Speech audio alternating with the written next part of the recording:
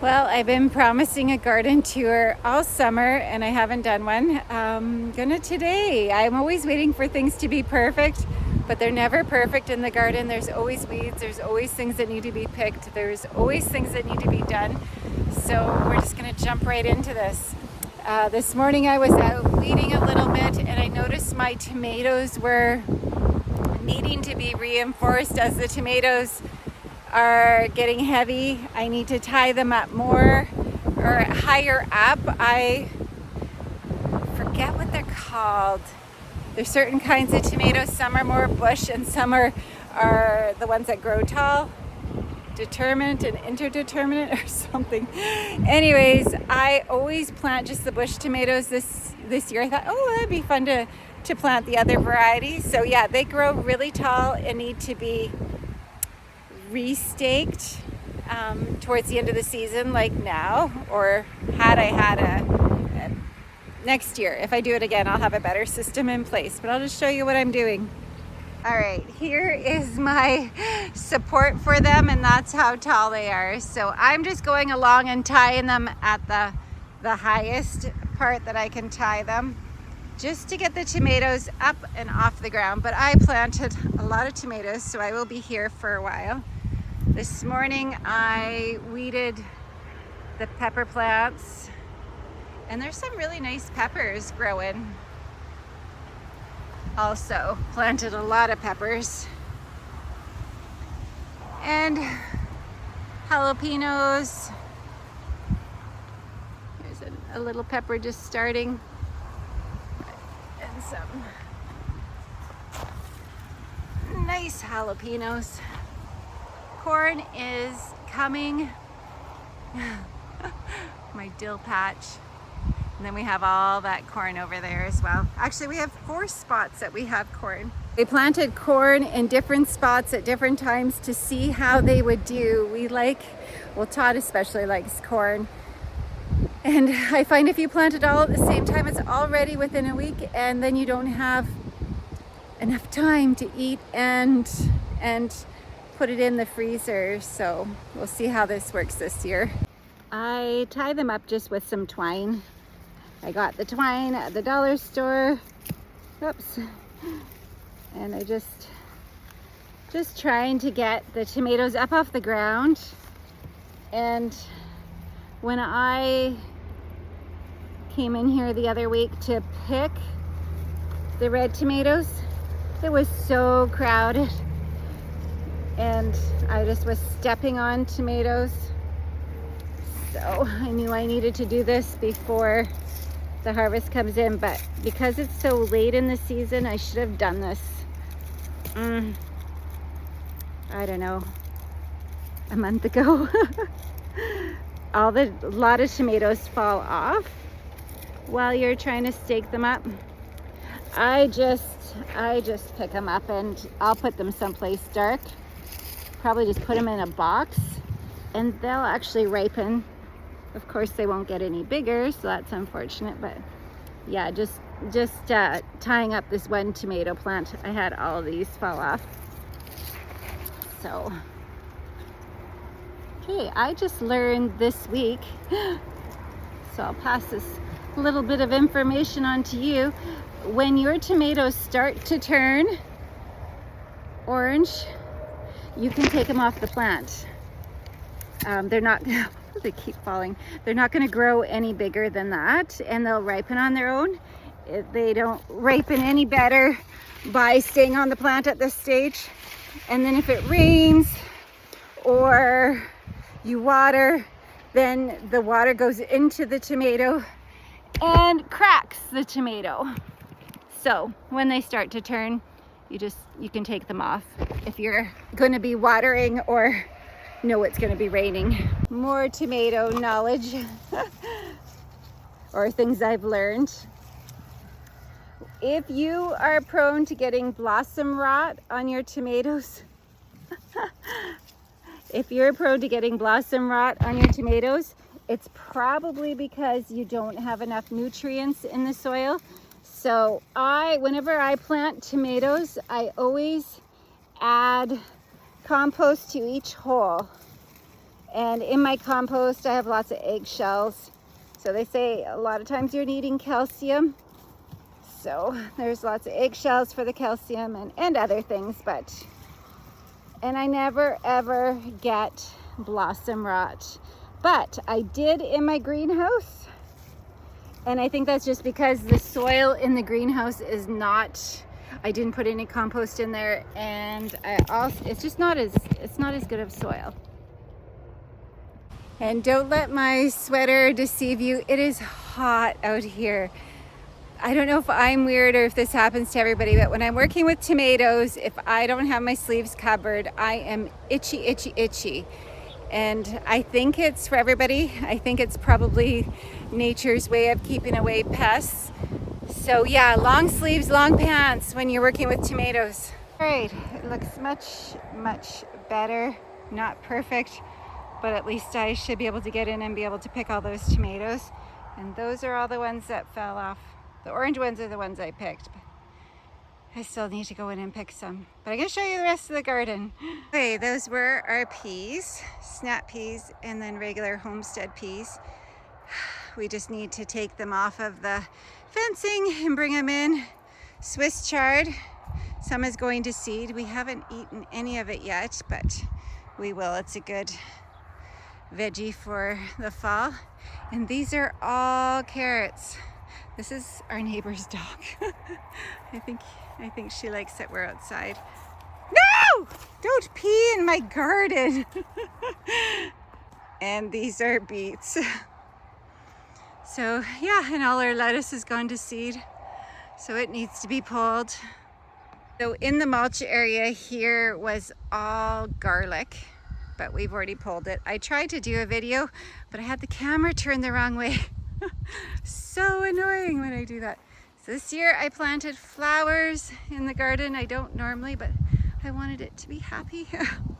Well, it's happy in here anyways. And the squash and pumpkins and melons and spaghetti squash have taken over. But there's still some onions. I've pulled quite a few of the onions because they were ready to come in. I think this is the biggest onions we've had ever. Little tiny melon. I do have a big one, which I'm very excited about because I never can grow watermelon, and I always try because I am from BC and would have fresh fruit. Growing up, I could just reach out my window and grab apricots. Right, look at the melon. It's huge. You can see it. Well, yes, it's huge. Other years I've gotten just tiny little melons. And then in here we have spaghetti squash, and they are also very, very large. I was gonna pick some of them today. And pumpkins, more spaghetti squash pumpkins. When we get the first frost, we're always shocked at how many spaghetti squash are in here, because you really can't see them in the midst of all the vines. It's like a jungle in here. Here are some of the onions. So that's large. I normally don't have them that big. And snapdragons, all the flowers I started from a friend. I went to a friend in the fall and got some of her dried seeds, and then I started all these. And it's been such a joy. I didn't buy any flowers this year at the flower bedding store, and just started all these from seed. So it was quite neat. I didn't know what I would have. Some marigolds, but yeah, so many flowers. I always like to grow some sunflowers. They end up taking up so much room. And I actually read that sunflowers and onions don't get along really good. It stunts their growth. Look at our squash. It's going way out onto the lawn. I've actually broke off the ends of the vine so it wouldn't go out any further. And a very large pumpkin in there.